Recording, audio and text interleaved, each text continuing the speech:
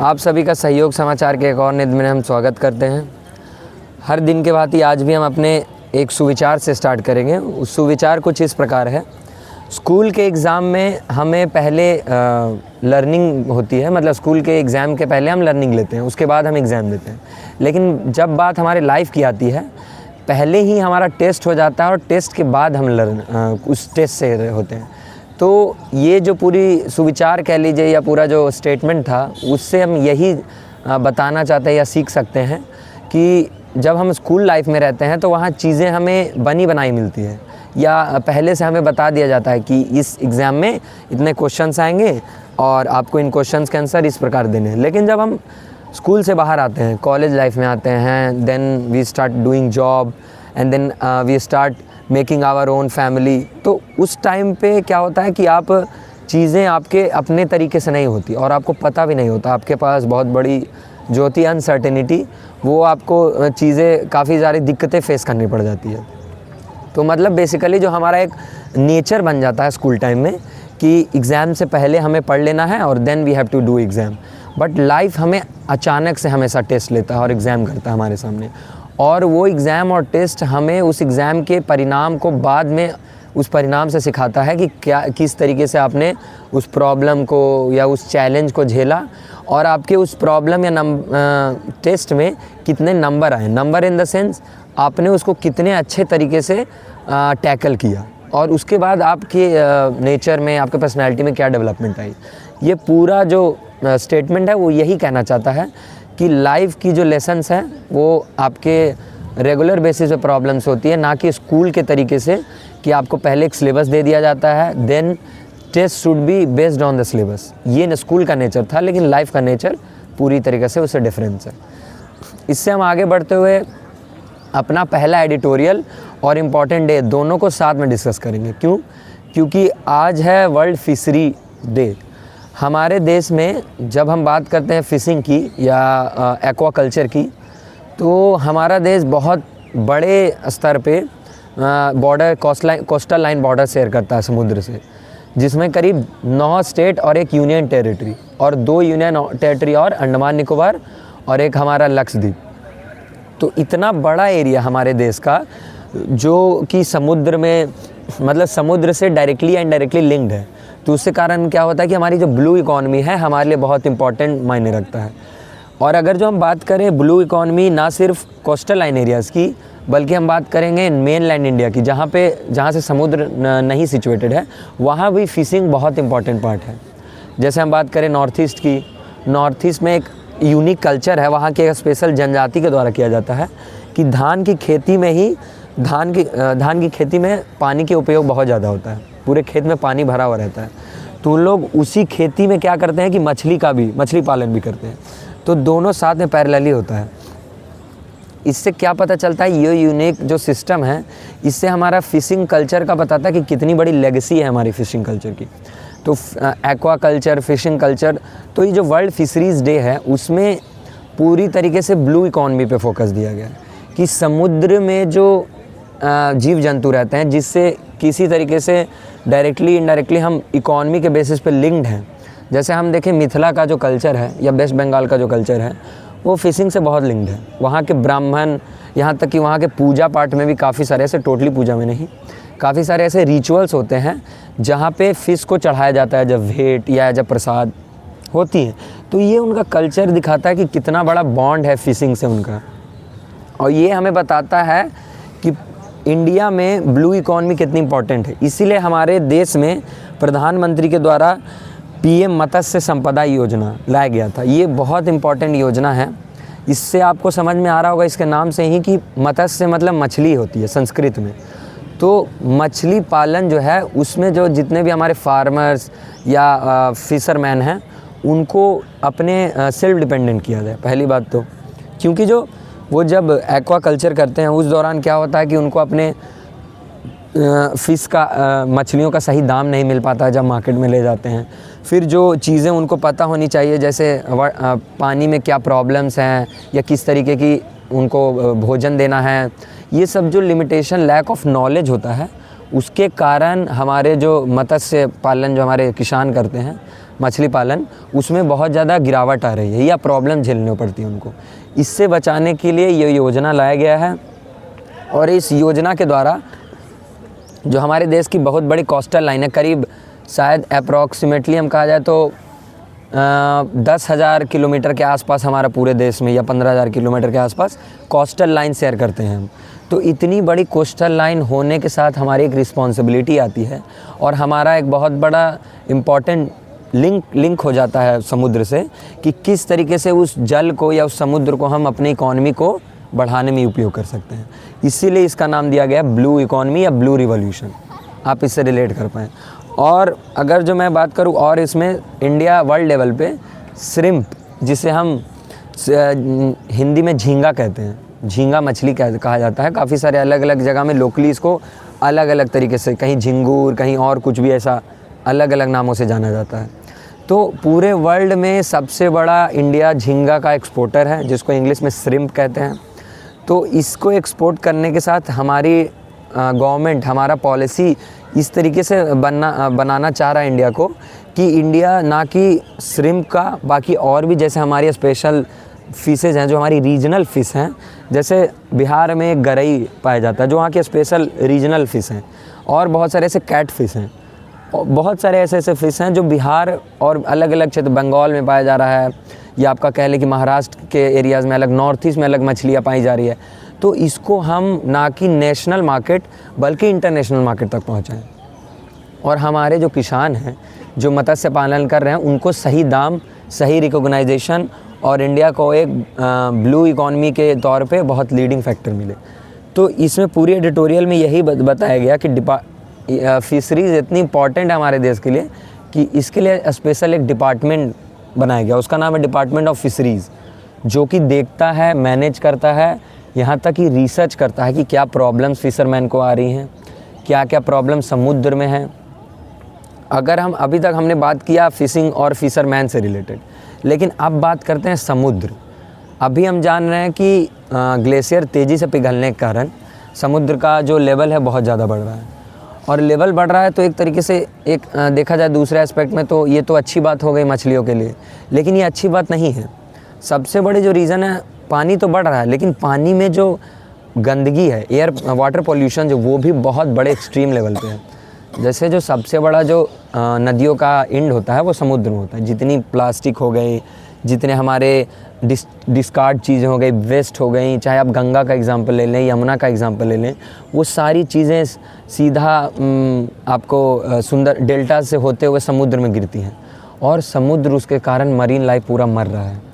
चीज़ें यहाँ तक देखने आ रही कि मरियाना ट्रेंच, जो कि दुनिया का सबसे गहरा गड्ढा कह सकते हैं या गहरा जगह है पूरे वर्ल्ड में, वहाँ सबसे नीचे भी प्लास्टिक पहुँच गया है। मतलब ये जो एज चल रहा है, इसको आने वाले समय में अगर हमारा सिविलाइजेशन ख़त्म होता है और अगर जो डिगिंग की जाएगी आर्कियोलॉजिस्टों के द्वारा आने वाले हमारे 100,000 साल 2,000 साल बाद, तो पता चलेगा कि ये जो पूरी सिविलाइजेशन थी प्लास्टिक सिविलाइजेशन थी, या एज ऑफ प्लास्टिक। जैसे हमने पढ़ा age of stone, age of iron, और ये एज है age of plastic. Mount Everest तक भी प्लास्टिक पहुंच गया है। तो प्लास्टिक इतनी बड़ी प्रॉब्लम है मरीन लाइफ के लिए कि कछुए, मछलियां, जिनको ये पता ही नहीं है कि ये उनके खाने योग्य नहीं है। जैसे हम अपने मान के चले मेनलैंड पे ही देख ली, लैंड पे तो गौ माता जो है हमारी वो प्लास्टिक खाती हैं, और जब उनका देखने को मिलता है काफ़ी सारे ऑपरेशन में, तो उनके पेट से बहुत बड़ी मात्रा में प्लास्टिक निकलता है। सेम नेचर वहाँ हो रहा है सीगल के साथ, डॉल्फिन के साथ, कछुओं के साथ। ये चीज़ें क्या कर रही है, जो इकॉनमी पूरी तरीके से डिपेंडेंट थी कि उनको सेवन के तौर पे, खाने के तौर पे, या पेट के तौर पे, अलग अलग चीज़ें के तौर पे मरीन लाइफ को हम यूज़ करते थे, या मरीन लाइफ से हमारा कनेक्शन था, उस पर प्रभाव पड़ रहा है। पूरे वहाँ की इकोसिस्टम बर्बाद हो रही है। उससे क्या होगा आपको पता होगा, तो एक इफ़ेक्ट है अर्बन हीट इफ़ेक्ट, जिसके साथ क्या होता है कि जो ठंडी गर्म हवा है समुद्र की तरफ जाती है, समुद्र से ठंडी हवा आती है। लेकिन अब क्या हो रहा है, उल्टा हो रहा है, समुद्र भी गर्म होने लगा है। समुद्र गर्म है और अर्बन इफ़ेक्ट से, अर्बन तो पहले से ही गर्म है हमारा शहर, दोनों गर्म होने के कारण क्लाइमेट और गर्म हो रही है। तो इससे क्या मरीन लाइफ में भी बर्बादी आ रही है, यहाँ तक कि सिटीज़ में भी आ रही है। तो आप समझ सकते हैं कि जो जिसको हम मछली या ऐसे करके कर देते कि ये तो हमारा खाना ही भोजन है, लेकिन मछली और मछलियों का जो इकोसिस्टम उसको प्रोटेक्ट करना, उसको अच्छे तरीके से जैसे जिस रूप में पहले से वो था उसको उसी रूप में रहने देना, ये कितना इम्पॉर्टेंट है हमारे सर्वाइवल के लिए और उनके सर्वाइवल के लिए। Humans are totally linked with the other organism. अगर जो हम पूरे इकोसिस्टम से ह्यूमन को कुछ समय के लिए हटा दें तो इकोसिस्टम पे कोई खासा प्रभाव नहीं पड़ेगा, लेकिन उस इकोसिस्टम से हम मछली या मान के चले एक छोटे मॉस्कीटो को भी हटा दें, उसकी पूरी जनजाति को, तो बहुत बड़े लेवल पे हमें प्रभाव पड़ेगा। तो ये जो एडिटोरियल है इसमें यही कहना चाहते हैं राइटर के द्वारा कि जो हमने एक्सेसिव वे में फ़िशिंग स्टार्ट कर दिया है, बड़ी मात्रा में हम नए नए टेक्नोलॉजीज़ का यूज़ करके समुद्र में ही जाल फेंक के एक बार में वहाँ के पूरे फिशर्स को निकाल लेते हैं, एक बैलेंस या सस्टेनेबल फ़िशिंग जिसको कहते हैं वो नहीं कर पा रहे हैं। वो हम छोड़ के सस्टेनेबल फ़िशिंग पे ध्यान दें और ऐसा इकोसिस्टम बनाएं कि लंबे समय तक हम उसका उपयोग कर पाएँ। और वर्ल्ड फिशर डे के दिन हमारे यूएन के द्वारा यही मेन थीम रखी गई है कि blue transformation for strong valuation and addition, मतलब जितनी भी ब्लू इकॉनमी है उसको ट्रांसफॉर्म किया जाए और इतना स्ट्रॉन्ग बनाए कि उसमें और वैल्यू ऐड की जाए पहले के मुकाबले। वैल्यू किस प्रकार से ऐड की जाए, जो प्रॉब्लम्स हैं उसको हम ध्यान में रखें और उसका सॉल्यूशन निकाल के, और जैसे हम पहले के समय में हमारे यहाँ एक कहा भी जाता है हिंदू माइथोलॉजी में, हिंदू कल्चर में, कि मत्स्य पूजनीय है और विष्णु भगवान का एक रूप भी है। तो उस रूप को बस रूप ना मान के वाकई में उसकी वैल्यू करें और उसका जीवन को भी हम वैल्यू मिले, तभी। ऑन कर लो, इसको लीजिए, इसको लीजिए। First of all, regarding the fishing, you told us that fishing is such a prominent occupation nowadays, and day by day the fishing occupation is increasing. But as behind, just my question is that you said कि our country like India is covered with covered large coastal area और उसमें fishing बहुत ज़्यादा हो सकती है, and that is also a basic source to get the income. But एक side पे हम लोग कह रहे हैं कि we should must preserve the fishing. How, एक तरफ तो हम क्लेम कर रहे हैं कि ये इकोनॉमी में बहुत ज़्यादा कंट्रीब्यूट कर सकता है, बट दूसरी साइड में हम ये कह रहे हैं कि we are proving as harmful animals, means human is proved as a harmful animal for the other organism. सो आप यहाँ पे कैसे इस चीज़ को मेंटेन? देखिए, पहली बात तो मैंने कहा, सही बात है आपने कहा कि कोस्टल लाइन बहुत बड़ी है हमारे पास, और उस कोस्टल लाइन के तौर पे हमारी जो ब्लू इकोनॉमी अभी है, या जिसको हम फिशिंग इकोनॉमी कहें, वो बहुत कम है। इसलिए ये कहा जा रहा है कि जो एक ऐसी इकलौती एरियाज़ हैं, जैसे वेस्ट बंगाल हो जाए या आपका मान के चलिए मिथिला के काफ़ी सारे रीजन, कि वहाँ पे से एक्सेसिव वे में फ़िशिंग की जा रही है, ये लिमिटेड एरिया में, तो वो एक जो बैलेंस नहीं मेंटेन कर पा रहा है। जैसे मान के चलिए कि आप हैं, आप वेजिटेरियन हैं, तो आप फ़िशिंग नहीं खाते हैं, आपके एरियाज़ में बहुत सारे लोग वेजिटेरियन हैं, आप कोस्टल लाइन पे रहते हैं, तो आपके साइड में फ़िशिंग नहीं होगी। लेकिन उसके अपोजिट साइड में वेस्ट बंगाल के जो लोग हैं वो बहुत बड़ी मात्रा में मछली का सेवन करते हैं, तो वहाँ एक्सेसिव वे में फ़िशिंग हो रही है। तो एक जो बैलेंस इकोसिस्टम में हमारा ज़रूरत है वो नहीं हो पा रहा है। अगर हम बैलेंस वे में हर एक तरफ से एक बैलेंस वे में फिशेस को निकालें या उसका यूज़ करें खाने के तौर पे या और किसी भी तौर पे, तो उससे क्या होगा, इकोसिस्टम मेंटेन होगा। लेकिन कहीं कहीं एरियाज़ में बहुत ज़्यादा मात्रा में ये चीज़ें हो रही है, ये लीगल मात्रा में हो रही है। जैसे मैं आपको एग्जांपल दूँ श्रीलंका का, जैसे हमारा जो भारत देश है वो श्रीलंका के साथ कोस्टल लाइन शेयर करता है दोनों में। तो क्या होता है कि हमारे केरला और तमिलनाडु के जो फिशरमैन हैं वो कभी कभी बाउंड्री में उनके घुस जाते हैं, और हमारे फिशरमैन के पास लेटेस्ट टेक्नोलॉजी है जिसके तहत वो क्या करते हैं, नीचे नेट डालते हैं बोट से ही, और वो मशीन से काफ़ी सारी मछलियों को छोड़ के कछुए, वहाँ की स्पेशल इकोसिस्टम जो अलग अलग चीज़ें होती है उसको भी कैप्चर करके ऊपर ले आता है। उससे क्या हो रहा है, श्रीलंका का जो इकोसिस्टम वो भी हम बर्बाद कर रहे हैं, अपना तो कर ही रहे हैं। बहुत बार ऐसा हुआ है कि हमारे फिशरमैन को उन्होंने जब्त कर लिया है because of our bad behaviour. तो ये चीज़ों को चाहती है यूएन आज वर्ल्ड फिशरीज़ डे के दिन की, जो ओवर फिशिंग है या गलत तरीके से जो फिशिंग है उससे हम रोक लगाएं और उसको सही वे में करें, टेक्नोलॉजी का वे करें यूज़।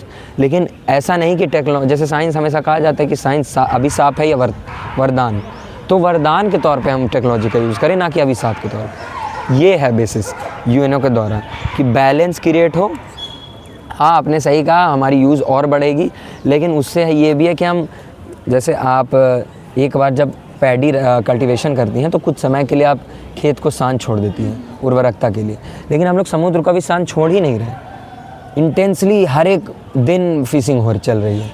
मछली को भी तो बढ़ने का समय चाहिए, एगिंग का समय चाहिए, पूरा एक उनका एक समय काल होता है, वो पूरा एक रिप्रोडक्टिव सीज़न होता है उनका। उस साइकिल को पूरा हम बर्बाद कर रहे हैं। तो उस साइकिल पे रोक लगाने के लिए, उस साइकिल को सही से वापस से इस्टेब्लिश करने के लिए हमारी कोशिश है कि वर्ल्ड फिशरीज़ डे के दिन अवेयरनेस लाए, और हमारे इंडिया में भी जो मत्स्य संपदा योजना लाया गया है और हमारी जो डिपार्टमेंट है उसकी भी चाहिए कि इकोसिस्टम को सही से इम्प्लीमेंट किया जाए इस पॉलिसीज़ को। तो ये इश्यूज ओनली इंडियाज रिगार्डिंग है? नहीं, ये इशू पूरे वर्ल्ड में है। मतलब ऐसी स्थिति है कि अगर जो वर्ल्ड की एग्जांपल हैं तो वर्ल्ड में इसी स्थिति ख़राब है कि वेल हमारे समुद्र का सबसे बड़ा, पूरे वर्ल्ड मतलब अर्थ पे सबसे बड़ी जो ऑर्गेनिज्म या मैमल कहते हैं वो वेल को कहते हैं।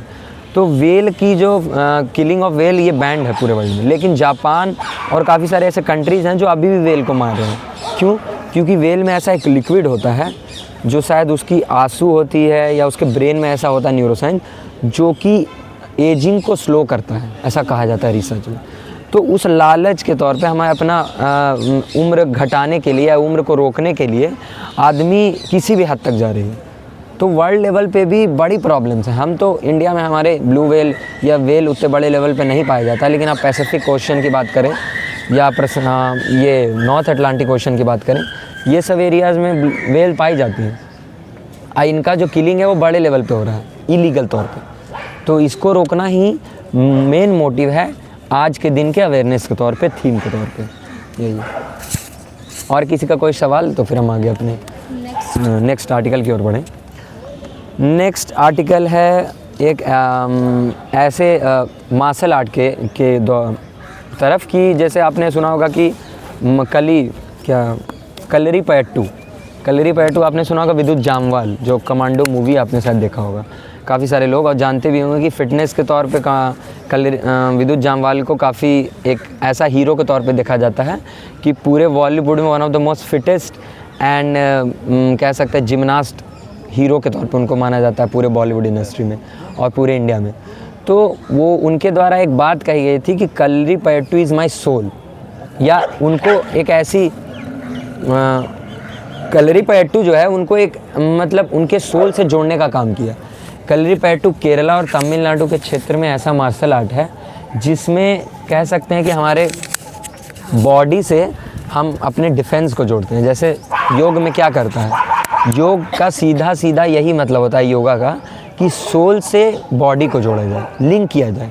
जो हमारा माइंड है उसको बॉडी से लिंक किया जाए ताकि जो सेल्फ कंट्रोल हो या सेल्फ डिटर्म, हम अपने बॉडी को लेके, अपने माइंड को लेके अवेयर रह पाएँ ज़्यादा। सेम ये मार्शल आर्ट कलरीपयट्टू भी करता है कि आपको डिफेंस के साथ साथ सेल्फ कंट्रोल, सेल्फ अवेयरनेस सिखाता है। क्यों? क्योंकि इसमें काफ़ी सारे ऐसे रूल्स और रेगुलेशंस होती हैं जिनको आप अपने जीवन में लाएं। जैसे खाने के तौर पे जब आप विद्युत जामवाल को उनकी डाइट को देखेंगे तो काफ़ी सारे लिमिटेड चीज़ों को ही सेवन करते हैं, तभी वो इतनी अच्छी बॉडी या इतना हेल्दी जीवन यापन कर पाते हैं। तो यहाँ कलरीपयट्टू से सिर्फ एक हीरो या एक मार्शल आर्ट तक रिलेटेड नहीं है, ये इतिहास का बैकग्राउंड बताता है। ये जो मार्शल आर्ट है कलरीपयट्टू, मैं इसका अर्थ आपको बता दूँ तो कलरी का मतलब होता है बैटल ग्राउंड, और पयट्टू या पयट इसका मतलब होता है मेथड या आर्ट, यानी एक ऐसा मेथड या आर्ट जो बैटल ग्राउंड पे यूज़ हो, लड़ने के लिए वॉर्स या अलग अलग कॉन्फ्लिक्ट्स किसी और से। आज से 3000 साल पहले पुराना, मतलब उस समय इसका चलन स्टार्ट हुआ था। मतलब कह सकते हैं कि आज से करीब हमारे पूर्वज जो संगम टाइम में साउथ इंडिया में जो सबसे पुराना कल्चर कहा जाता है उसको संगम कल्चर बोला जाता है। तो संगम काल के समय से ये कलरीपयट्टू चलते आ रहा है। हाँ, आज तक ये जीवित अपने आप में खासियत है। क्यों? क्योंकि इसके लिए कंजर्वेशन के लिए काफ़ी सारी मिनिस्ट्रीज़ ने कोशिश किया। ऊपर से कलरीपयट्टू फेडरेशन ऑफ इंडिया भी बनाया गया है। इसको एक स्पोर्ट्स गेम के तौर पे देखा जा रहा है कि जो भी इसमें नए युवा आ रहे हैं उसको किसी तरीके से सिक्योरिटी प्रोवाइड की जाए। ताकि ये जो इतनी पुरानी हमारी लेगेसी है, हिस्टोरिकल लेगेसी, उसको मेंटेन किया जाए। ये क्यों इम्पॉर्टेंट है? क्योंकि अगर कहीं का कल्चर मर जाता है तो वहाँ की आइडेंटिटी मर जाती है, ऐसा कहा जाता है। और ये कल्चर वहाँ के केरला में इसका उद्भव हुआ था, और आज भी तमिलनाडु और केरला काफ़ी सारे क्षेत्रों में इसका आज भी चलन है। तो इस चलन को बरकरार रखने के लिए, और इससे काफ़ी सारी जो चीज़ें, सबसे बड़ी बात है हमारे यूथ जनरेशन जो कि फ़िज़िकल फ़िटनेस से काफ़ी दूर जा रहा है, उसको इन सब चीज़ों से अट्रैक्ट करके, जैसे इसके सबसे बड़े आइकॉन कह सकते हो विद्युत जामवाल ही हैं, जिसने 3 मूवी दी और काफ़ी अच्छे एक्टर माने जाते हैं। तो ये जब भी किसी स्टेज पे जाते हैं तो वो मेंशन ज़रूर करते हैं कि माई सीक्रेट ऑफ फिटनेस या my meet to soul is the Kalaripayattu. इसके कारण ही मैं खुद को और जान पाया, खुद को फिट रख पा रहा हूँ, और मार्शल आर्ट सीखने के बाद मेरी लाइफ में काफ़ी बदलाव है। इस टाइप के कमेंट्स बहुत मायने रखते हैं, क्योंकि वो एक बताता है कि किस तरीके से एक सुपरस्टार भी मार्शल आर्ट, जिसको हम समझते हैं कि ठीक है ये चीज़ें एक लिमिटेड तौर पे एक मनोरंजन के तौर पे ही काम आता है, लेकिन नहीं, ये फ़िटनेस में बहुत इम्प्रूवमेंट है, फिज़िकल हेल्थ और मेंटल हेल्थ के लिए बहुत इंपॉर्टेंट है। इसके संदर्भ में जो हमारी मिनिस्ट्री हमेशा से चाहती है कि इसको प्रमोट किया जाए, और प्रमोट करके और भी लोगों को इसको अवेयर किया जाए, कि ताकि वो सीख पाएँ, जान पाएँ हमारे इस नए यूथ जनरेशन को। कोई क्वेश्चन हो इसके रिगार्डिंग तो आप पूछें, फिर हम तीसरा आर्टिकल, लास्ट आर्टिकल पर बढ़ें। चाइना में कलरीपयट्टम बौद्ध धर्म के द्वारा भी की वही कलरीपयट्टम है? हाँ, एक और जो पॉइंट अभी अमृत ने कहा उससे रिलेटेड ये है कि जैसे कलरीपयट्टू की बात की जाए तो कलरीपयट्टू को कहा जाता है father of modern kung fu. Kalaripayattu की आप अगर जो देखें तो अलग अलग जो इसका आसन या जो कहें फॉर्म होता है वो एनिमल से रिलेटेड, जैसे स्नेक आसन या स्नेक तरीके एक होता है, फिर एक होगा आपका लायन, अलग अलग तरीके से होता है। तो कुंफू में भी जब आप देखेंगे वेरिएशन तो काफ़ी एक तरीके से मिलता जुलता लगता है कि यहीं से कहीं लिंक्ड है वो। तो ये एक एंशिएंट चीज़ है और कुंफू से रिलेटेड। जैसा कि अभी आपने कहा कि आज मत्स्य दिवस भी है या मैराइन लाइफ से जुड़ा हुआ आज एक आर्टिकल भी है, तो हमारे आसन में भी एक है मत्स्य आसन, क्या आप उसे जोड़ सकते हैं इससे? हाँ, मत्स्य आसन हमारे लिए बहुत इम्पॉर्टेंट, जैसे योग में भी हम जब बात करें तो मत्स्य आसन हमारे फिटनेस के लिए या कहें फिज़िकली फ़िट रहने, मेंटली फिट रहने खास करके लिए बहुत इम्पॉर्टेंट है। और कलरीपयट्टू में भी जब हम बात करें तो अलग अलग जब एनिमल के आसन की बात करते हैं तो उसमें फ़िश यानी मत्स्य आसन भी आता है। इसमें क्या है, हर फॉर्म में अलग वे ऑफ मार्शल आर्ट है, अलग फॉर्म ऑफ एक्शन होता है। तो जब इस आज के दिन इम्पॉर्टेंस की बात करें तो एक तरीके से एक और भी बात कह सकते हैं, किसी न किसी से तरीके से कलरीपयट्टू ओशन से रिलेटेड है, क्योंकि केरला कोस्टल लाइन सबसे बड़ा है और केरला का जनजीवन, केरला का पूरा कल्चर, सोसाइटी समुद्र से ही रिलेटेड रहा है। तो जब भी समुद्र से हमला हुआ है तो कलरीपयट्टू हम ऐसा मान सकते हैं या ऐसा हिस्ट्री में भी बताती है कि कलरीपयट्टू के वॉरियर्स या कलरीपयट्टू के फाइटर्स हमेशा से ऐसा एक बन के उभरे हैं कि हाँ भाई इनने सोसाइटी को बचाने का काम किया है और हमेशा लड़ने का। तो तीनों चीज़ को हम आज लिंक कर सकते हैं। ये अपने आप में खास है कि कलरीपयट्टू का बारे में भी आज ही आया है और वर्ल्ड फिशरी डे यानी मत्स्य दिवस भी, विश्व मत्स्य दिवस आज ही है। इसी के साथ हम लास्ट आर्टिकल और सबसे इम्पॉर्टेंट आर्टिकल वो ये है कि यूपीएससी के रिगार्डिंग हम जब भी यूपीएससी की बात करते हैं तो सबसे इम्पॉर्टेंट आता है हमारा केस स्टडी। इथिक्स में केस स्टडी बहुत इम्पॉर्टेंट पार्ट रखता है। और टीना डाबी एक बहुत प्रसिद्ध एडमिनिस्ट्रेटिव ऑफिसर हैं जो कि 2015 में यूपीएससी टॉपर भी रह चुके, रैंक फर्स्ट। तो हमेशा से इनका नाम काफ़ी सारे ऐसे अच्छी चीज़ों के लिए सुर्खियों में रहा है। तो आज भी इनका नाम और इनके पूरे फैमिली के बारे में बताया गया है कि किस तरीके से एक फैमिली इंडियन एडमिनिस्ट्रेशन में इतना ज़्यादा रिस्पॉन्सिबल है अच्छी चीज़ों के लिए और इतना ज़्यादा सपोर्ट कर रही हैं पूरी फैमिली। पहली बात मैं बता दूँ टीना डाबी के बारे में, 2015 में इन्होंने यूपीएससी में फर्स्ट रैंक लाया और इनकी अगर जो चाइल्डहुड की बात करें तो स्कूल टाइम में भी ये टॉपर रह चुकी थी। आज ये सुर्खी में क्यों है?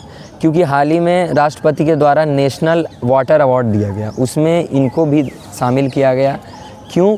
क्योंकि राजस्थान के एक एरिया है जिसका नाम है बरहमपुर एरिया में इतनी स्थिति ख़राब थी कि मैं आपको चैलेंजेस बता दूं या इम्पोर्टेंट क्यों आज इतना इम्पोर्टेंट है। क्योंकि वहाँ की करीब ऐसा माना जाता है कि 64 औरतें एक बहुत बड़ी डीप टैंक में आत्महत्या कर ली। क्यों? क्योंकि पानी का उनके पास जरिया नहीं था, पीने को पानी नहीं था, खाने के पानी नहीं था, मतलब पानी का संसाधन इतना ज़्यादा लिमिटेड हो गया कि उन्होंने लास्टली अपने डेथ को ही सही समझा। राजस्थान का एक डिस्ट्रिक्ट है बरमपुर, BARMER, बरमर। तो बरमर जो डिस्ट्रिक्ट है राजस्थान का, उसी के लिए टीना डाबी को एक अवार्ड मिला, क्योंकि इनके द्वारा वहाँ करीब 87,000 से ऊपर रेन वाटर टैंक्स बनाए गए। रेन वाटर टैंक्स क्या होता है? हमने अपने बचपन में ज़रूर पढ़ा होगा साइंस के बुक में, रेन वाटर हार्वेस्टिंग। हाँ, रेन वाटर हार्वेस्टिंग एक कॉन्सेप्ट है। इस कॉन्सेप्ट में बेसिकली यही होता है कि जो नेचुरल वाटर है, जो रेन के द्वारा आती है हमारे सरफेस पे, उसको किसी तरीके से टैंक में, या अंडरग्राउंड टैंक हो या हमारा किसी भी टैंक में प्रिजर्व किया जाए, क्योंकि उसे खेती कर सकें, उसको पीने योग्य मान सकें। क्यों? क्योंकि राजस्थान, गुजरात और भी कई सारे ऐसे हमारे देश में एरियाज़ हैं जहाँ पे रेनफॉल बहुत लिमिटेड होती है और उनका जो वाटर लेवल है वो बहुत ज़्यादा ऑलरेडी नीचे रहता है। क्यों? राजस्थान हम जानते हैं कि डिज़र्ट एरिया मोस्टली, तो डिज़र्ट एरिया होने के कारण जो उनका अंडरग्राउंड वाटर लेवल है वो बहुत नीचे है और वहाँ तक पहुँचना बहुत मुश्किल है। तो रेन वाटर एक ही ऐसा संसाधन, इम्पॉर्टेंट संसाधन बन जाता है जिससे उनकी इकॉनमी चलेगी। तो रेन वाटर में इतना बड़ा जो इनका सक्सेस स्टोरी कह सकते हैं, बाकी सारे UPSC एस्पिरेंट, और जब हम इथिक्स में केस स्टडी की बात करें कि किस तरीके से एक तरफ अलग अलग IAS ऑफिसर के करप्शन की बात सुनते हैं, सुसाइड की बात सुनते हैं, तो वहाँ एक टीना डाबी जैसे ऑफिसर निकल के आते हैं कि आप IAS ऑफिसर होके भी बहुत बड़ा बदलाव ला सकते हैं। ज़रूरी नहीं कि आप किसी देश के प्रधानमंत्री हों या किसी राज्य के मुख्यमंत्री या विधायक हों। IAS ऑफिसर के तौर पे भी आपके पास पावर्स, आपके पास रिस्पॉन्सिबिलिटी होती हैं और उस ड्यूटी को निभाते हुए आप सोचिए कितने बड़े लेवल पे सुसाइड या कितने बड़े लेवल पे डेथ्स को इन्होंने रोका, कितने को लाइफ बचाया। पानी नहीं होने के कारण महाराष्ट्र में एक ऐसा स्टोरी बताया जाता है कि वहाँ एक वाइफ होती है स्पेशल, उससे शादी इसलिए की जाती है क्योंकि वो पानी भर के लाए। You can imagine this. तो मतलब ये चीज़ें इतनी एक्सट्रीम है, महाराष्ट्र, राजस्थान में ऐसी प्रॉब्लम्स हैं कि वहाँ शादी या स्पेशल पानी ढोने के लिए या पानी को कहीं दूर 10 किलोमीटर 5 किलोमीटर से लाने के लिए शादी की जाती है कि एक पत्नी हमारी जीवन में रहेगी अर्धांगिनी और एक का सिर्फ यही काम रहेगा कि पानी ला पाए कि पूरा परिवार का दिनचर्या हो पाए और जी पाए वो अच्छे से। तो इस तरीके चीज़ों को ख़त्म करने के लिए हम ये केस स्टडी हमारे लिए बहुत इम्पोर्टेंट है। रही बात इनकी फैमिली मेम्बर्स की, तो इनके father Indian telecommunication service में हैं, वो भी UP से पास आउट हैं CS एग्ज़ाम। और इनकी माता की बात करें तो वो भी इंडियन इंजीनियरिंग सर्विस में हैं कार्यरत। इनकी बहन की भी बात करें तो वो भी इंडियन एडमिनिस्ट्रेटिव सर्विस में है। इनके पति भी, मतलब इनके जो पूरे फैमिली हैं वो UPSC पास आउट हैं, वो भी अच्छे अच्छे रैंक से, और हर क्षेत्र में हर कोई अपने अपने तरीके से बेस्ट कर रहा है। इनकी पत्नी, इनकी जो बहन है उनका नाम रिया डाबी है, उनको भी वाटर अवार्ड मिला क्योंकि उन्होंने भी उधमपुर डिस्ट्रिक्ट राजस्थान में बहुत अच्छा काम किया। उस समय वो DM नहीं थी, लेकिन DM के गैर मौजूदगी में उनके द्वारा भी इस तरीके के अच्छी काम की गई कि उनको भी उनके डिस्ट्रिक्ट को 1 करोड़ प्राइज़ के तौर पे और उनको अवार्ड दिया गया। और टीना डाबी को भी उनके डिस्ट्रिक्ट के लिए 2 करोड़ रुपया धनराशि दी गई कि और डेवलपमेंट कर पाएँ हमारे राष्ट्रपति के द्वारा। ये जो इतनी अवार्ड दी जा रही है, ये इतने जो चीज़ें हो रही है, किसके तहत हो रही है? ये हो रही है प्रथम जल संचय जन भागीदारी अवार्ड। ये एक ऐसा अवार्ड था जो जल शक्ति मिनिस्ट्री के द्वारा काफ़ी समय पहले ही स्टार्ट किया गया। इसका जो मोस्ट कैंपेन मैं आपको बैकग्राउंड के लिए बताऊँ तो वो कैंपेन था लेट्स कैच द रेन। मतलब हमारी कोशिश यही रहेगी कि बरसात की जो पानी है उसको संचय किया जाए, उसको कैच करके हम अपने पास रख पाएँ कि जो वो पानी चला जाता है, फिर इरोज़न होती है, फिर उसे और प्रॉब्लम्स होती हैं, वो ना हो के उस पानी का हम सदुपयोग कर पाएँ। तो इससे ये पता चलता है कि एक पूरा परिवार कितने बड़े एडमिनिस्ट्रेटिव मतलब पूरे इंफ्रास्ट्रक्चर, जो हमारा एडमिनिस्ट्रेटिव इंफ्रास्ट्रक्चर है उसमें कितना इम्पॉर्टेंट पार्ट प्ले करता है। और जब आपके यहाँ से एक और चीज़ पता चलता है, जब आपके फैमिली में कोई अच्छा कर जाता है, आपके मम्मी पापा भाई बहन, तो एक सेंस ऑफ सिक्योरिटी और एक सेंस ऑफ गाइडेंस भी आपको हमेशा मिलते रहता है। जैसे मैं ऐसा मानूंगा कि और जितने भी एस्पिरेंट जो मिडिल क्लास से आते हैं, जिनके फैमिली में वो फर्स्ट जनरेशन UPSC एस्पिरेंट हैं, उनको काफ़ी दिक्कतें झेल करनी पड़ती होगी एज़ कम्पेयर टू टीना डावी या उनकी बहन, क्योंकि उनको सारा यूपीएससी के मेंस में राइटिंग कैसे लिखनी है, ऐसे में क्या पोर्शन में लिखना है, क्या कॉन्सेप्ट पर ज़्यादा फोकस करना है, इस टाइप के छोटे छोटे प्रॉब्लम्स उनको कभी नहीं झेलना पड़ा। और इससे क्या हुआ, उनकी प्रिपरेशन में इतना ज़्यादा प्रोडक्टिविटी आई कि वो रैंक 1 से पास आउट हुई सीधा। अपने आप में ये मायने रखता है। तो हमें ये ध्यान में रखना चाहिए कि हमारे फैमिली में जो उस लेवल पे हैं, हमसे अच्छा कहीं कर पा रहे हैं, तो उनसे हम गाइडेंस लें, ताकि वो चीज़ जो गलतियां उन्होंने की उससे हम कुछ सीख पाएँ और लर्न करके उनसे सही कर पाएँ उन गलतियों को। तो आज के सहयोग समाचार में इतना ही, बाकी हम कल इसी एनर्जी के साथ आपसे मिलेंगे। धन्यवाद। वो एडिट करेगा।